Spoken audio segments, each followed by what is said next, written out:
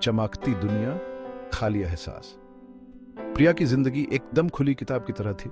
सब साफ, सब ब्राइट, बड़ा घर, महंगी गाड़ी, बड़ी कंपनी में ऊंची जॉब।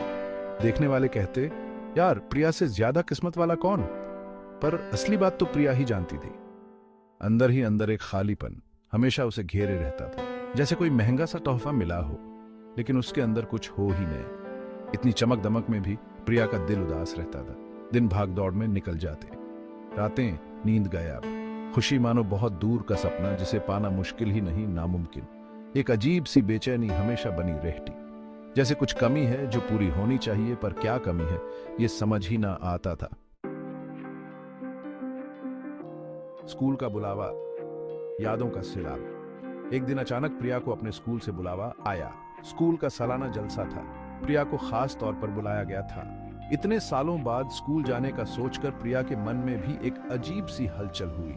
एक तरफ तो उसे अपनी भागदौड़ भरी जिंदगी से छुट्टी मिल रही थी, दूसरी तरफ पुरानी यादों का सामान्य। स्कूल पहुंचते ही प्रिया मानो अपने बचपन में वापस चली गई। वही गलियां, वही क्लासरूम, वही खेल का मैदान, सब कुछ पहले जैसा ही था, बस प्रिया बदल चुकी थी। उसकी मुलाकात अपने पुराने दोस्तों से हुई। सब इतने सालों बाद भी वैसे ही थे, बिंदास, बेफिक्र और सभा से बड़ी बात खुश।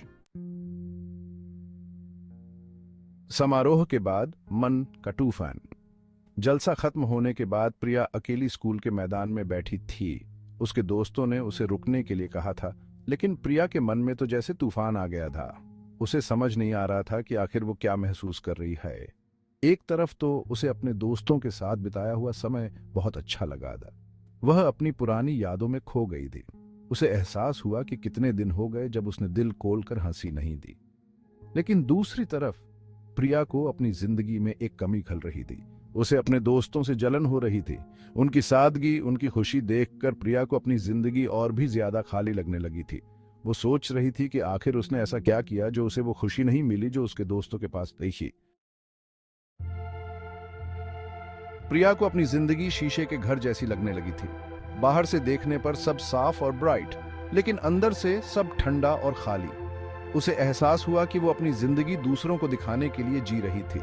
उसने खुद को एक ऐसी रेस में डाल दिया था जिसका कोई अंत नहीं था, और इस चक्कर में वो अपनी असली खुशी कब भूल गई उसे पता ही नहीं चला। स्कूल से जाते वक्त प्रिया ने फैसला कर लिया कि अब वो अपनी मर्जी से जिंदगी जिएगी। वो उन चीजों को अहमियत देगी जो उसे खुशी देती हैं। वो दूसरों को दिखाने के लिए नहीं बल्कि खुद के लिए जिएगी। उसने ठान लिया था कि वो अपनी जिंदगी में खुशियां ढूंढेगी, चाहे इसके लिए उसे कितनी भी मुश्किलें क्यों न झेलनी पड़े। अगली सुबह प्रिया की आंखें एक नई उम्मीद के साथ खुली। उसे एहसास हुआ कि जिंदगी बहुत छोटी है, इसे दूसरों की उम्मीदों पर पूरा करने में बर्बाद नहीं करना चाहिए। उसने फैसला किया कि वो अब अपनी मर्जी से जिएगी।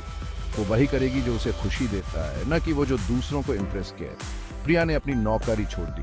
उसने एक छोटा सा बिजनेस शुरू किया, एक ऐसा बिजनेस जो उसे खुशी देता था। धीरे धीरे प्रिया ने अपनी जिंदगी में खुशियां भरनी शुरू कर दी। उसे एहसास हुआ कि असली खुशी दिखावे में नहीं बल्कि छोटी छोटी चीजों में होती है। अपने परिवार के साथ समय बिताने में, अपने दोस्तों से बात करने में, अपनी पसंद का काम करने में।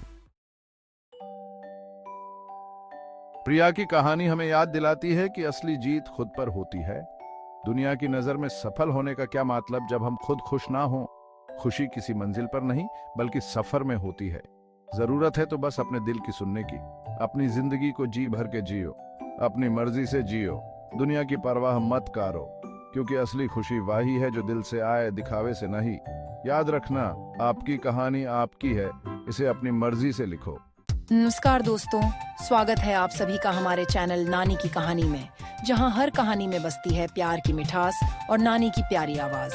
यहाँ हम आपको सुनाएंगे वो कहानियाँ जो आपके बचपन की यादें ताज़ा कर देंगी। हमारी कोशिश है कि इन कहानियों के जरिए आप फिर से अपने बचपन में खो जाएं और नानी की गोद में बैठकर कहानियों का आनंद लें। तो जुड़िए हमारे साथ और सुनिए नानी की कहानी, और हमारे इस चैनल को लाइक और सब्सक्राइब जरूर करें। धन्यवाद।